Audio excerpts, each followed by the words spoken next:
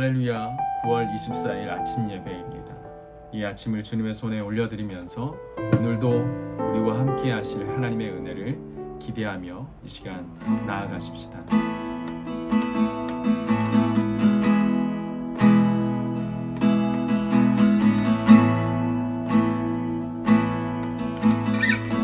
이 세상을 살아가는 동안에 이 세상을 살아가는 동안에 나의 힘을 의지할 수 없으니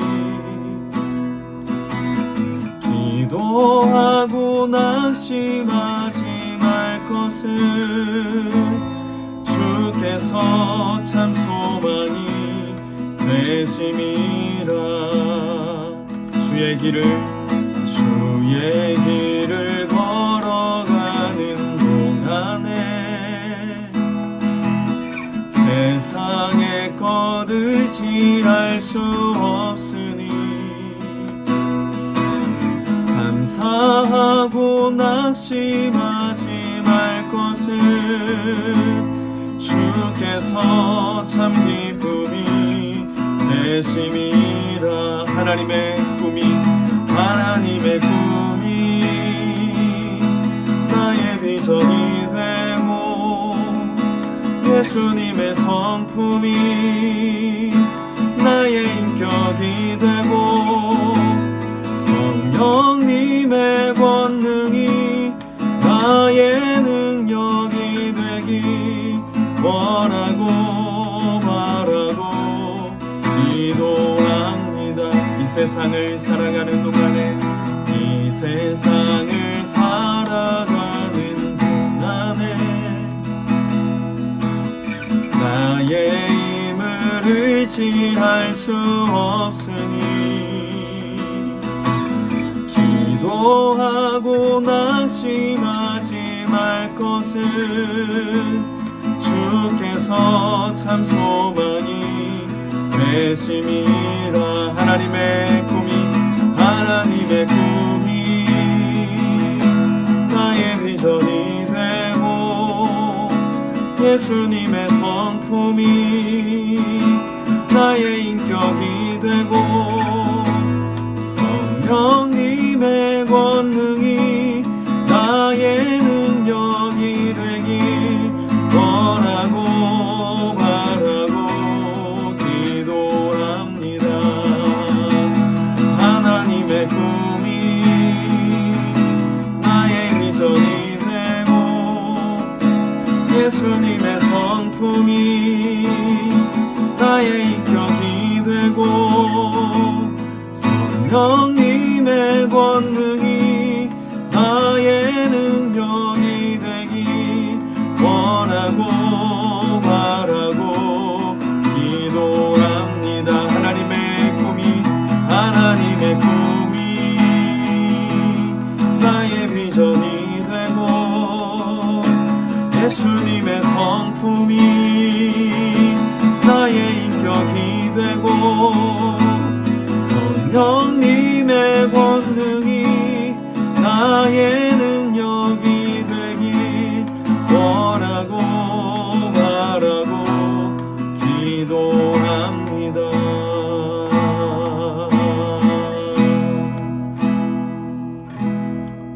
기도하시겠습니다.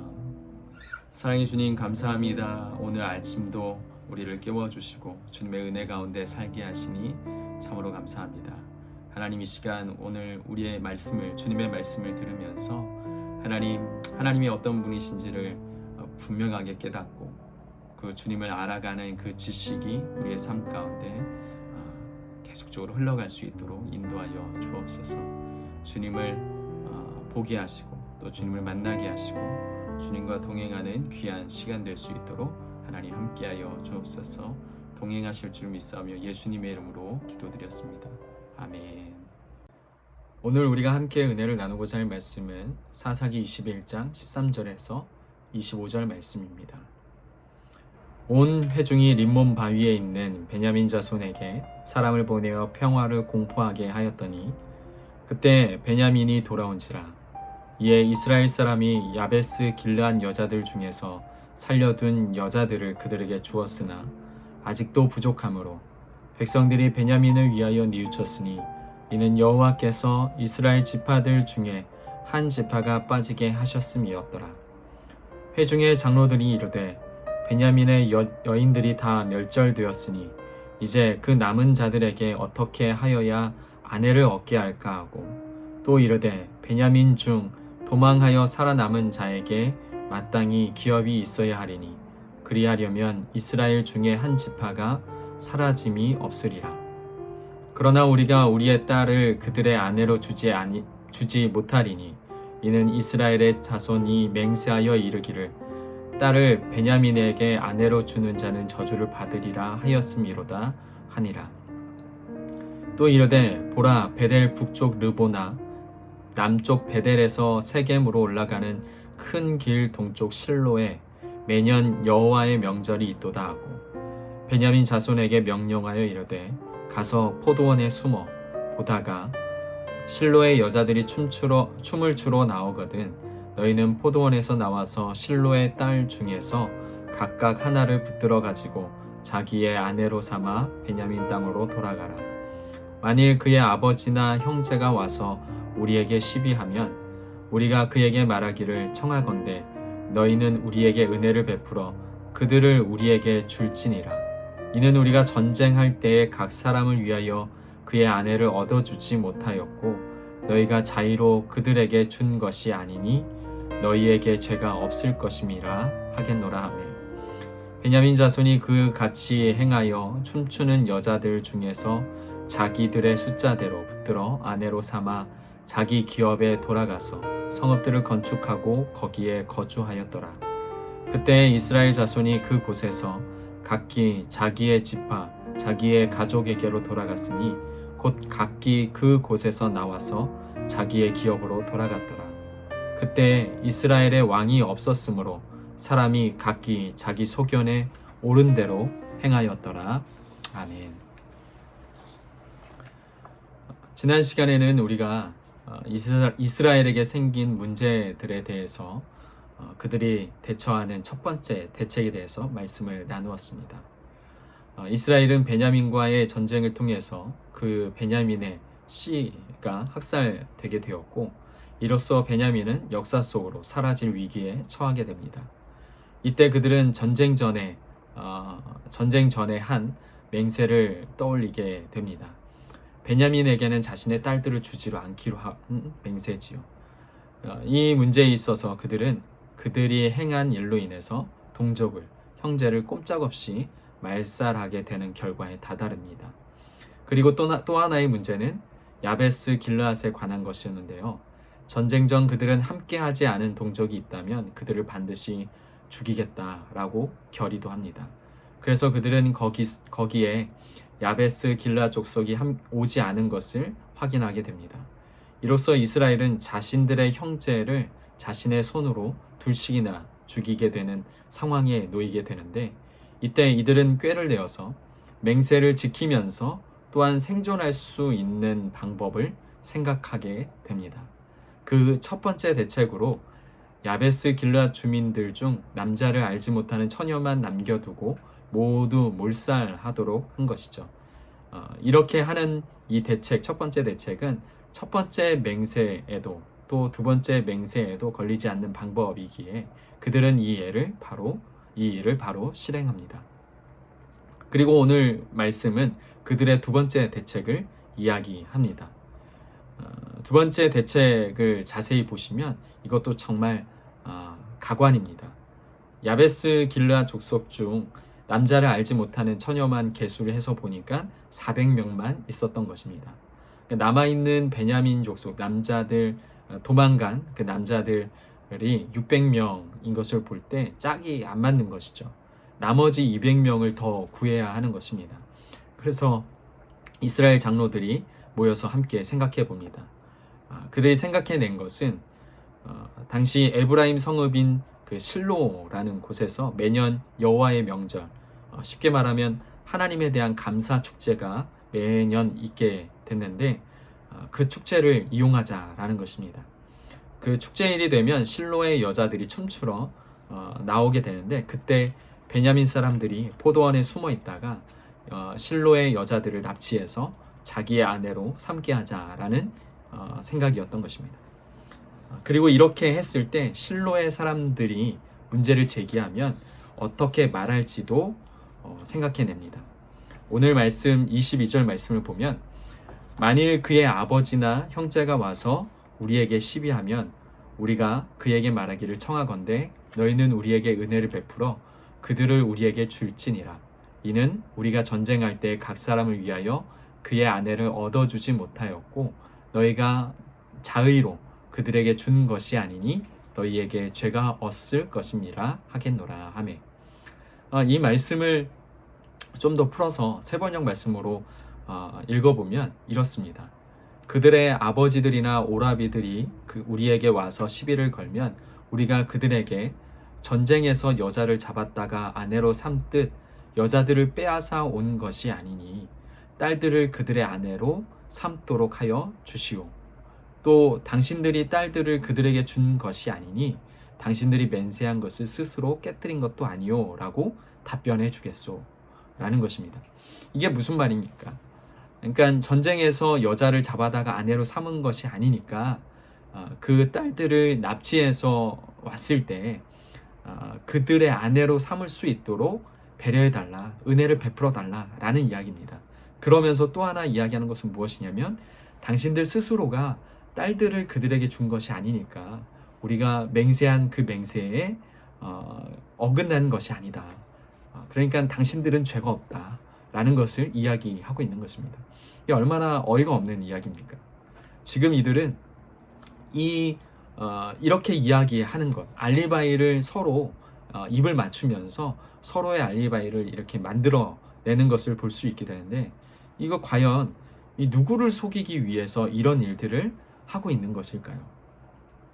바로 그들이 하나님 앞에서 맹세를 했기 때문에 하나님 몰래 이들은 서로 알리바이를 만들어 가면서 자신들의 행동이 정당하다라고 이야기하는 것입니다. 이런 행동의 의도를 하나님이 정말 모르실까요?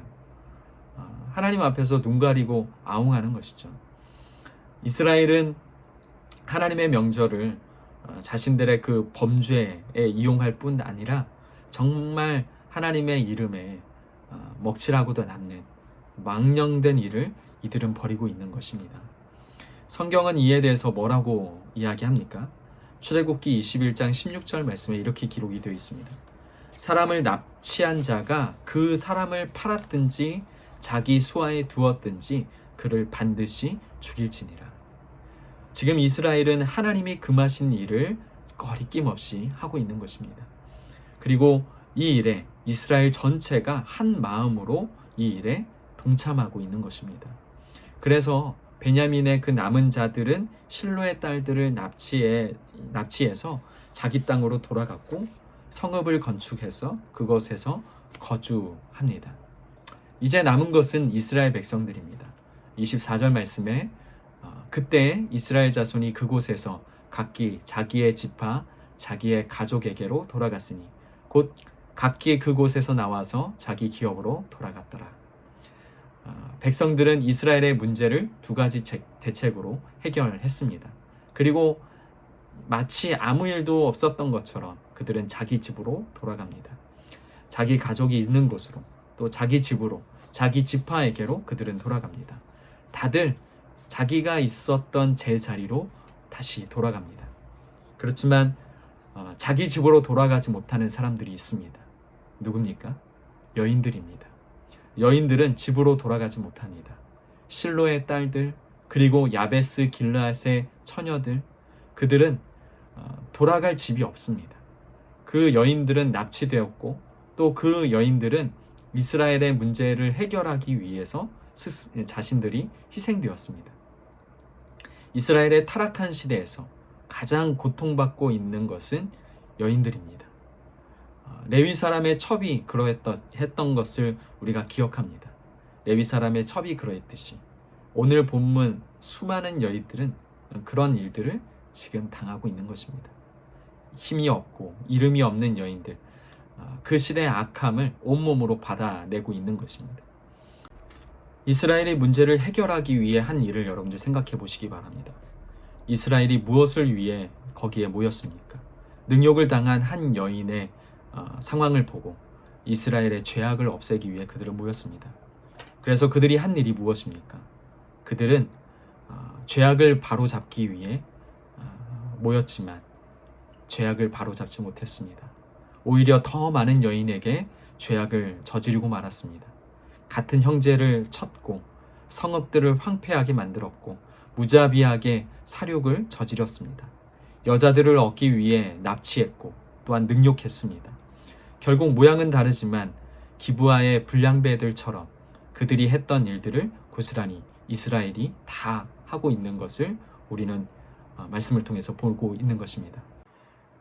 다만 그들은 겉으로 그렇게 말하지 않을 것입니다.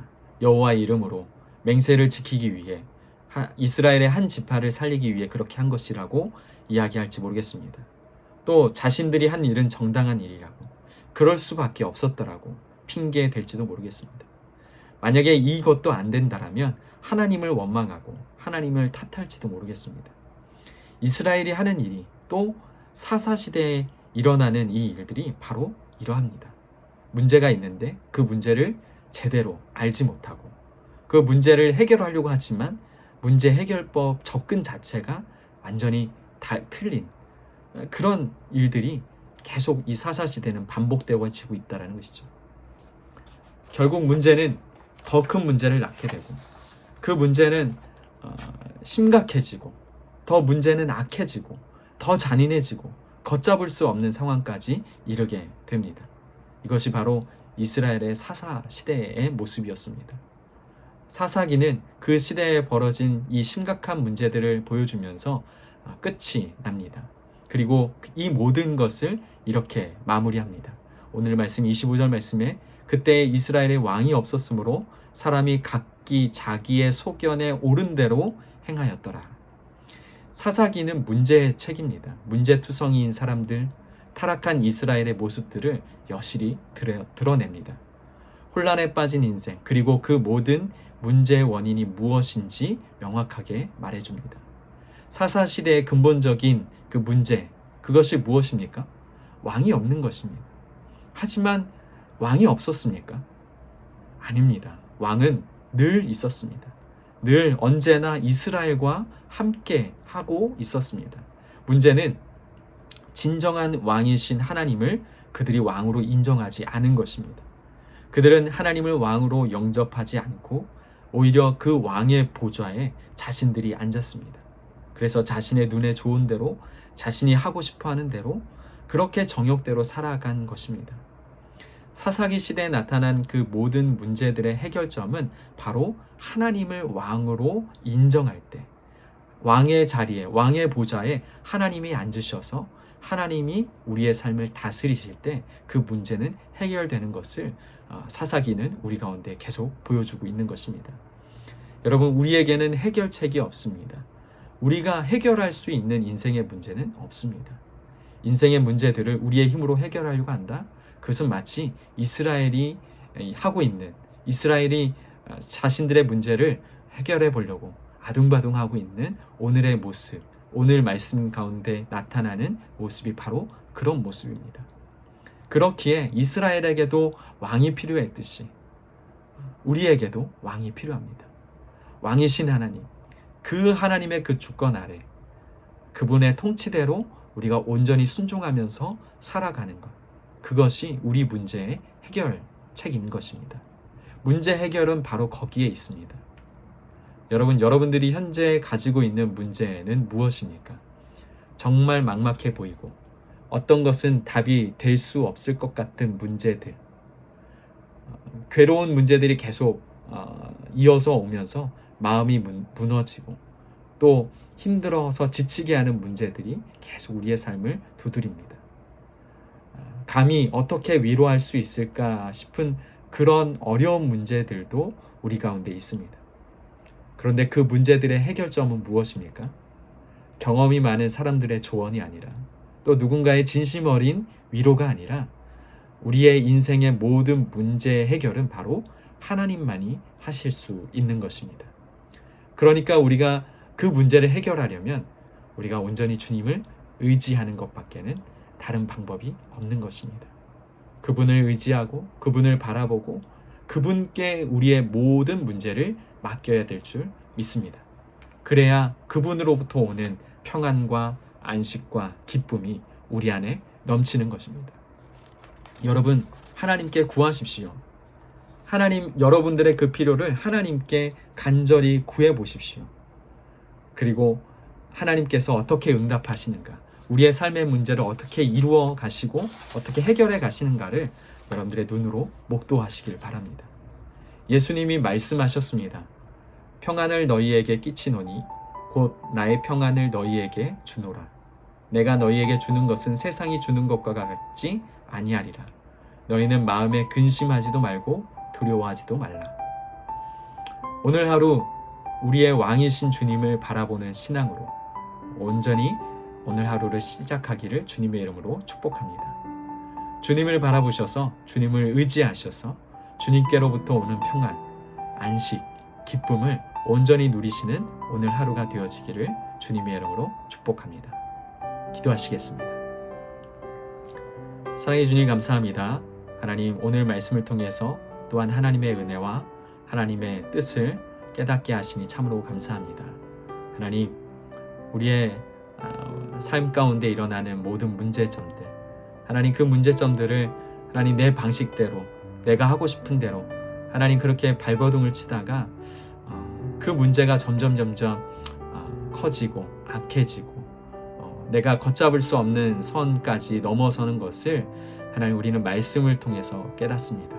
하나님, 이스라엘 백성들처럼 그렇게 문제 해결을 자신들 안에서 해결하려고 했었던 어리석음을 하나님, 우리가 답습하지 않도록 주님 인도하여 주시고, 하나님, 우리에게는 온전한 왕이신 그 하나님이 있다라는 것을 우리가 기억하여서 하나님을 우리의 진정한 왕으로 인정하고 영접하여서 하나님만이 우리의 삶 가운데 어려운 문제들을 해결해 주실 수 있는 유일한 분이심을 인정하면서 그렇게 하나님 앞에 아뢰고 구하고 의지하고 믿음으로 나아가는 우리의 삶이 될 수 있도록 인도하여 주옵소서. 그래서 오늘 이 아침 하나님 주님께 맡겨드리길 원합니다. 하나님, 우리의 삶 가운데 개입하여 주시고 우리를 다스려 주옵소서. 우리에게 말씀하여 주시고 하나님의 뜻 가운데 서 있는 믿음의 소유자가 되게 하여 주옵소서. 역사하시고 우리와 동행하실 것을 믿사오며 예수님의 이름으로 기도드립니다. 아멘. 이 시간 여러분들 말씀을 통해서 깨달은 바를 하나님 앞에 감사함으로 아뢰고 여러분들의 어려움의 문제점들을 하나님 앞에 낱낱이 고하시는 이 시간이 되어지기를 원합니다. 여러분들의 하나님의 평강이, 또 하나님의 위로가, 또 하나님의 인도하심이 여러분들의 삶을, 또 여러분들의 가정을, 여러분들의 일터를, 여러분들의 자녀들의 삶을 이끌어갈 줄 믿습니다. 함께 기도하시겠습니다.